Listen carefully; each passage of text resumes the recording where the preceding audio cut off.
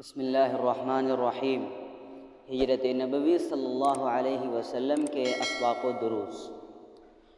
آج ہجرت نبوی صلی اللہ علیہ وسلم کا 5واں سبق ہمیں پڑھنا ہے۔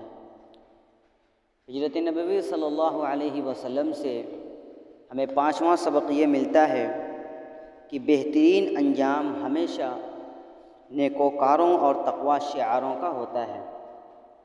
چنانچہ جو شخص ابھی ہجرت کے واقعے پر غور کرے گا اسے بادئ النظر میں احساس ہوگا کہ دعوت اسلامی زوال و انحطاط کی طرف گامزن ہے، لیکن فی الواقع ہجرت ہمیں سبق دیتی ہے کہ بہترین انجام نیکوکاروں کا ہوگا۔ چنانچہ ایسا ہوا بھی۔ مدینہ پہنچنے کے بعد پہلی بار اسلامی حکومت کا قیام عمل میں آیا اور خالص اسلامی معاشرے کی تشکیل ہوئی۔ پھر وہ اسلام جو مکہ میں غربت اور بے کسی کے عالم میں تھا، مدینہ کی زمین نے اسے قوت بہم پہنچایا۔ بالخصوص فتح مکہ کے بعد جب کفار قریش نے رحمت للعالمین صلی اللہ علیہ وسلم کے رحم و کرم کا بے مثال نمونہ دیکھا تو ان کی آنکھیں کھل گئی۔ جو کبھی اسلام کے کٹر دشمن تھے وہ اسلام کے غازی اور سپاہی بن گئے۔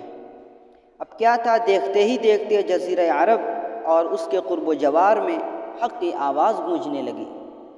لوگ جوق در جوق اسلام میں داخل ہونے لگے اور ہر سو اسلام کا بول بالا ہو گیا۔ یہ سب برکات تھے ہجرت رسول صلی اللہ علیہ وسلم کے۔ غرضے کی ہجرت اس بات کا اعلان تھی کہ اہل باطل کو جس قدر بھی شان و شوکت، طاقت و قوت حاصل ہو جائے، لیکن ان کا انجام ہلاکت و بربادی ہے، زوال و انحطاط ہے، اور اہل حق کو جس قدر بھی مصائب و آلام سے دوچار ہونا پڑے، لیکن ان کا انجام فتح و ظفر اور کامیابی ہے۔